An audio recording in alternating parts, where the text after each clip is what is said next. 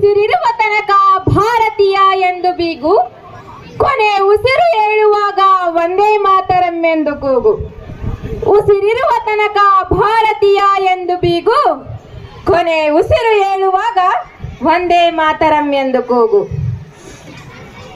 ನನ್ನ ಹೆಸರು ರಕ್ಷಿತಾ. ನಾನು 8ನೆಯ ತರಗತಿಯಲ್ಲಿ ಓದುತ್ತಿದ್ದೇನೆ. ಸ್ವಾತಂತ್ರ್ಯೋತ್ಸವದ ಬಗ್ಗೆ ಒಂದೆರಡು ಮಾತುಗಳನ್ನು ಹೇಳಲು ಬಯಸುತ್ತೇನೆ. ತಪ್ಪಿದ್ದಲ್ಲಿ ಕ್ಷಮೆ ಇರಲಿ.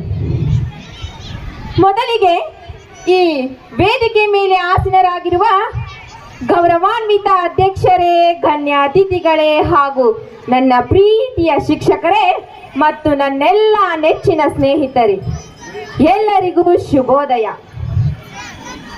ಇಂದು ನಮ್ಮ ನಿಮ್ಮೆಲ್ಲರ ಜೀವನದಲ್ಲಿ ಸುವರ್ಣಾಕ್ಷರದಿಂದ ಬರೆದಿರುವ ಅತ್ಯಮೂಲ್ಯವಾದ ದಿನ. ಕಾರಣ, ಬ್ರಿಟಿಷರು ನಮ್ಮ ದೇಶವನ್ನು ಬಿಟ್ಟು ತೊಲಗಿದ ದಿನ ಈ ಸುದಿನ. ಪರಕೀಯರ ಸಂಕೋಲೆಯನ್ನು ನನ್ನ ತಾಯಿ ಭಾರತ ಮಾತೆ ಕಿತ್ತು ಎಸೆದ ದಿನ ಈ ಪ್ರಮುಖ ದಿನ. ಆಕೆಯ ಮಡಿಲಲ್ಲಿ ಸ್ವತಂತ್ರವಾಗಿ ಉಸಿರಾಡಿದ ದಿನ ಈ ದಿನ.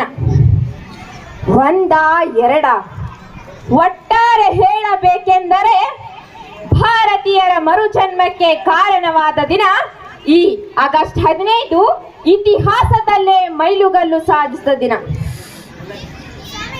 ಒಂದು ಕಾಲದಲ್ಲಿ ಸರ್ವ ಸಂಪತ್ಭರಿತವಾದ ಭಾರತದಲ್ಲಿ ಕೇವಲ ಸಾಂಬಾರ್ ಪದಾರ್ಥಗಳಿಗೆ ವ್ಯಾಪಾರಕ್ಕಾಗಿ ಬಂದ ಬ್ರಿಟಿಷರು ನಮ್ಮ ನೆಲೆಯಲ್ಲೇ ನೆಲೆಯೂರಿದರು. ಅಷ್ಟೇ ಅಲ್ಲ, ನಮ್ಮಲ್ಲೇ ಬಿರುದುಗಳನ್ನುಂಟು ಮಾಡಿದರು. ದೇಶ ನಮ್ಮದು, ಭೂಮಿ ನಮ್ಮದು, ಉಸಿರಾಡುವ ಗಾಳಿ ನಮ್ಮದು, ಕುಡಿಯುವ ನೀರು ನಮ್ಮದು. ಅಷ್ಟೇ ಅಲ್ಲ, ಸೇವಿಸುವ ಆಹಾರ ಕೂಡ ನಮ್ಮದೇ. ಆದರೆ ನಮ್ಮ ಮೇಲೆ ದಬ್ಬಾಳಿಕೆ ಮಾತ್ರ ಬ್ರಿಟಿಷರದ್ದು. ನನ್ನ ನೆಚ್ಚಿನ ಸ್ನೇಹಿತರೇ, ಎಂತಹ ವಿಪರ್ಯಾಸ ನೋಡಿ! ಅಷ್ಟೈಶ್ವರ್ಯ ಭರಿತವಾದ ನನ್ನ ತಾಯಿ ಭಾರತಾಂಬೆಯು ತನ್ನ ಬೃಹತ್ ಸಾಮ್ರಾಜ್ಯದಲ್ಲಿ ತಾನೇ ಬಂದಿಯಾಗಿದ್ದಳು. ಆದರೂ ಧೈರ್ಯವಂತೆ, ಸಾಹಸವಂತೆ ಹಾಗೂ ಬುದ್ಧಿವಂತ ಮಕ್ಕಳ ಜನ್ಮಧಾರೆಯಾಗಿದ್ದಳು. ವಿನಾಶಕಾನೆ ವಿಪರೀತ ಬುದ್ಧಿ ಎಂಬಂತೆ ದಿನೇ ದಿನೇ ಹೆಚ್ಚಾಗುತ್ತಿರುವ ಈ ಬ್ರಿಟಿಷರ ದಬ್ಬಾಳಿಕೆಯನ್ನ ಹತ್ತಿಕ್ಕಲು ಹಲವಾರು ವೀರ ಪುರುಷರು ಹೋರಾಡಿದರು. ಸ್ವತಂತ್ರ ಭಾರತದ ಕಿಚ್ಚು, ಸ್ವಾಭಿಮಾನ, ದೇಶಾಭಿಮಾನ, ಶಾಂತಿ, ಕ್ರಾಂತಿ ಇವೆರಡು ಯೋಚನೆಗಳನ್ನೊಳಗೊಂಡು ಹಲವಾರು ವೀರ ಪುರುಷರು ಹೋರಾಡಿದರು.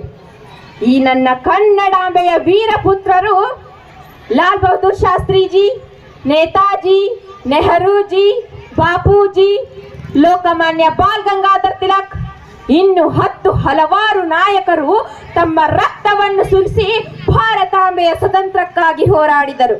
ತಮ್ಮ ಜೀವನವನ್ನೇ ಭಾರತಾಂಬೆಯ ಸ್ವತಂತ್ರಕ್ಕಾಗಿ ಮುಡಿಪಾಗಿಟ್ಟರು. ಬಾಲ್ ಗಂಗಾಧರ್ ತಿಲಕ್ ಅವರು ಸ್ವರಾಜ್ಯ ನನ್ನ ಜನ್ಮಸಿದ್ಧ ಹಕ್ಕು, ಇದನ್ನು ನಾನು ಪಡೆದೇ ತೀರುತ್ತೇನೆಂದರೆ, ನೇತಾಜಿ ಸುಭಾಷ್ ಚಂದ್ರ ಬೋಸ್ ರವರು ನನಗೆ ಒಂದು ಹನಿ ರಕ್ತವನ್ನು ಕೊಡಿ, ನಾನು ನಿಮಗೆ ಸ್ವತಂತ್ರವನ್ನು ನೀಡುತ್ತೇನೆ ಎಂದರು. ಇನ್ನು ಮಹಾತ್ಮ ಗಾಂಧೀಜಿಯವರು ಸ್ವತಂತ್ರ ಚಳುವಳಿಯಲ್ಲಿ ಮಾಡು ಇಲ್ಲವೇ ಮಡಿ ಎಂಬ ಘೋಷಣೆಯನ್ನಿಟ್ಟು ತಮ್ಮ ಜೀವನದ ಹಂಗು ತೊರೆದು ಭಾರತೀಯರ ಸ್ವತಂತ್ರಕ್ಕಾಗಿ ಹೋರಾಡಿದರು. ಇನ್ನು ಹಲವಾರು ನಾಯಕರು ತೆರೆಮರೆಯಲ್ಲಿ ಹೋರಾಡಿ ಮುಂದಾಳುಗಳಿಗೆ ಸಹಾಯ ಹಸ್ತ ನೀಡಿದರು. ಇಂದು ಅವರೆಲ್ಲರ ಪರವಾಗಿ ನಾನು ಕೋಟಿ ಕೋಟಿ ನಮನಗಳನ್ನು ಸಲ್ಲಿಸುತ್ತೇನೆ.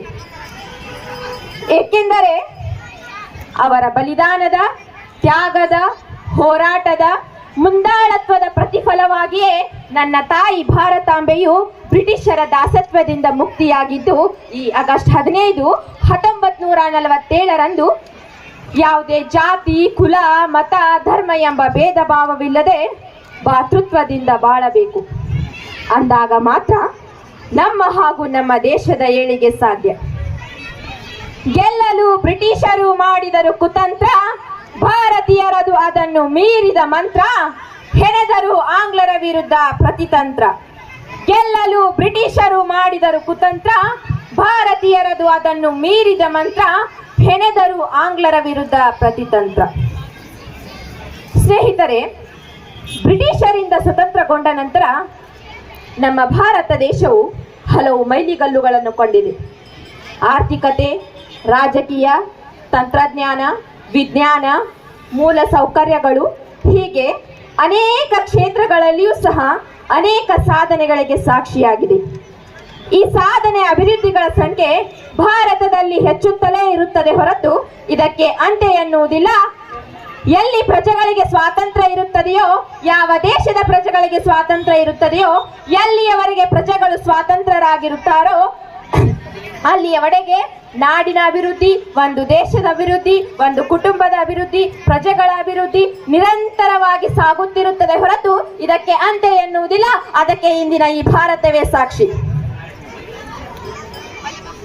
ಸ್ವತಂತ್ರ ಭಾರತದಲ್ಲಿ ಹಲವು ಕಡೆಗಳಲ್ಲಿ ನಾವು ಅಸಮಾನತೆ, ದೌರ್ಜನ್ಯ, ಮಹಿಳೆಯರ ಮೇಲಿನ ಎಲ್ಲ ಕಿರುಕುಳಗಳು, ಆಸಿಡ್ ದಾಳಿ, ಸರ್ಕಾರದ ಮೇಲಿನ ಭ್ರಷ್ಟಾಚಾರ, ಜನರಿಂದ ಆಯ್ಕೆಯಾದ ನಾಯಕರುಗಳೇ ಎದುರಿಸುತ್ತಿರುವ ಅಪಾದನೆಗಳು, ಅವರ ಅಪರಾಧಗಳು, ರಾಜಕೀಯ ಪಕ್ಷಗಳ ಒಬ್ಬರ ಮೇಲೊಬ್ಬರ ಮಾತಿನ ಕೆಸರೇರು ಚಾಟ್ಗಳು, ಈ ಎಲ್ಲವನ್ನು ನೋಡಿದರೆ ವಿದ್ಯಾರ್ಥಿಯಾದ ನನಗೆ ಸಹಿಸಲಾಗದ ದುಃಖವಾಗುತ್ತದೆ.